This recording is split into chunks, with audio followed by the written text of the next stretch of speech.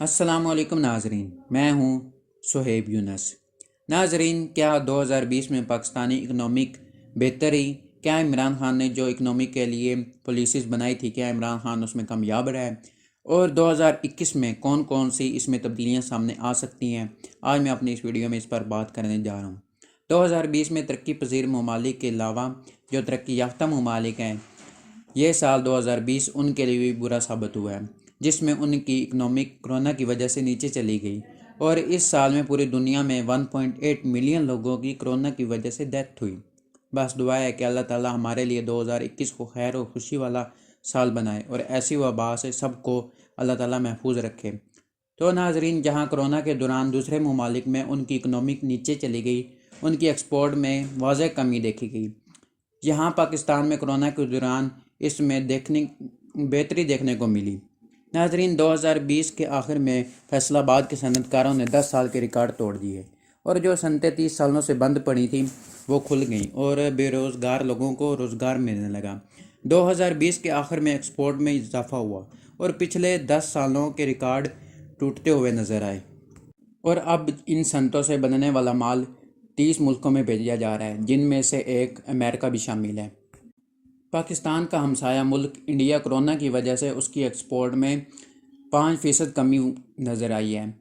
اور اس کے دوسری طرف پاکستان میں کرونا کے باوجود ایکسپورٹ میں 10 سال کے ریکارڈ ٹوٹ گئے ہیں، اور اس کے ساتھ 2021 میں بھی یہی امید کی جا رہی ہے کہ 2021 میں مزید ایکسپورٹ بڑھیں گی، اور اس کے لیے عمران خان اور اس کی معاشی ٹیم اس کے لیے کوششیں کر رہی ہے۔ اور ناظرین، 2020 میں کرونا کے باوجود پاکستان اسٹاک ایکسچینج کے پوائنٹس میں بہت زبردست تیزی دیکھی گئی۔ اس کے ساتھ ساتھ بہت سے سرمایہ کاروں نے پاکستان میں سرمایہ کاری کی، جس کا تعریف ورلڈ بینک نے بھی کی، اور ورلڈ بینک نے اپنی رپورٹ جاری کی اور اس میں کہا کہ یہ پہلی دفعہ پاکستان ان 5 ملکوں میں شامل ہو گیا جس میں زیادہ سرمایہ کاری کی جا رہی ہے، جس میں سے پاکستان چوتھے نمبر پر آ گیا ہے۔ اس کے علاوہ عمران خان اور اس کی ٹیم سرمایہ کاروں کو مزید سہولیات دینے کے لیے کام کر رہی ہے، جس سے یہ امید لگائی جا رہی ہے کہ 2021 میں اور زیادہ پاکستان میں سرمایہ کار دلچسپی لیں گے اور اس سے زیادہ سرمایہ کاری آئے گی۔ اس کے ساتھ ساتھ میں آپ کو بتاتا چلوں کہ FATF میں پاکستان کچھ وجوہات کی وجہ سے گرین لسٹ میں آ گیا، مطلب FATF نے پاکستان کو وارننگ دے دی۔ تو ناظرین، میں آپ کو بتاتا چلوں کہ پاکستان میں سابقہ دور حکومت کی اچھی کارکردگی نہ ہونے کی وجہ سے پاکستان کو FATF میں گرین لسٹ ہونا پڑا، اور FATF نے پاکستان کی حکومت کو وارننگ دی، اگر یہ والے کام نہ کیے جائیں تو ہم آپ کو بلیک لسٹ میں ڈال دیں گے، اور یہ سمجھا بھی جا رہا تھا کہ پاکستان عنقریب بلیک لسٹ میں آ جائے گا۔ اگر پاکستان بلیک لسٹ ہو جاتا تو ناظرین پاکستان میں کو بہت زیادہ نقصان اٹھانا پڑتا تھا۔ پاکستان FATF میں گرین لسٹ نواز شریف کے دور میں ہوا تھا، اور پھر نواز شریف کہتے ہیں کہ عمران خان استعفیٰ دے، ہم اس سے بہتر کام کر رہے تھے، اگر ہم کو 30 سال اور مل جاتے تو ہم نے پاکستان کو بلندیوں تک پہنچا دینا تھا۔ بہرحال آج میرا یہ ٹاپک نہیں ہے۔ تو ناظرین، FATF کا 23 اکتوبر کو اجلاس ہوا، اور جو اس نے پاکستان کو بلیک لسٹ سے بچانے کے لیے کام دیے تھے، جن میں نیب کے قانون میں ترمیم بھی تھی، جس کی مخالفت بھرپور طریقے سے اپوزیشن والوں نے کی، اور قانون کی ترمیم میں رکاوٹ بنے، جس سے واضح ہوتا ہے کہ یہ ٹولہ چاہتا ہے کہ پاکستان FATF میں وائٹ لسٹ ہی رہے اور اس کے بعد بلیک لسٹ ہو جائے، لیکن یہ لوگ کامیاب نہ ہو سکے، اور عمران خان نے اسمبلی میں جو نیب کی ترمیم کا بل تھا وہ منظور کروا لیا، اور جو وہ قانون تھا وہ بن گیا۔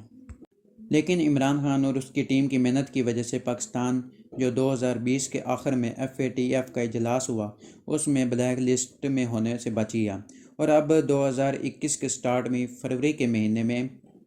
FATF کا اجلاس ہونے والا ہے،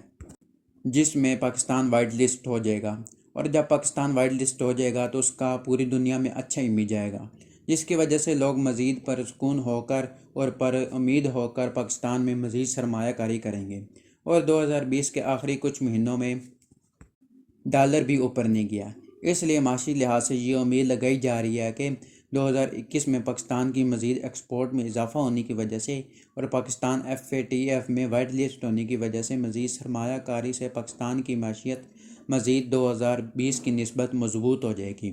اور اس کے ساتھ ساتھ میں آپ کو بتاتا چلوں کہ جب کرنٹ اکاؤنٹ خسارہ سابقہ حکومتیں چھوڑ کر گئی تھیں وہ خسارہ بھی اسی سال کرونا کے وبا کے دوران ہی سرپلس ہو گیا، اور جو خسارہ تھا وہ ختم ہو گیا۔ اور اسی سال پی آئی اے 5 سال کویت اور دوسرے ممالک میں بند رہنے کے بعد دوبارہ ان کی فلیٹیں بحال ہو گئیں، اور پی آئی اے بھی خسارے میں جا رہا تھا، اس کا بھی خسارہ ختم ہو گیا اور اب وہ بھی ادارہ منافع میں آ رہا ہے۔ تو ناظرین، آج کے لیے اتنی امید کرتا ہوں میری آج کی ویڈیو آپ کو پسند آئی ہوگی۔ جنہوں نے ابھی تک میرے چینل کو سبسکرائب نہیں کیا وہ میرے چینل کو سبسکرائب کریں، کیونکہ میں ایسی انفارمیٹیو ویڈیوز آپ لوگوں کے لیے لاتا رہوں گا۔ اپنا خیال رکھیے گا۔ اللہ حافظ۔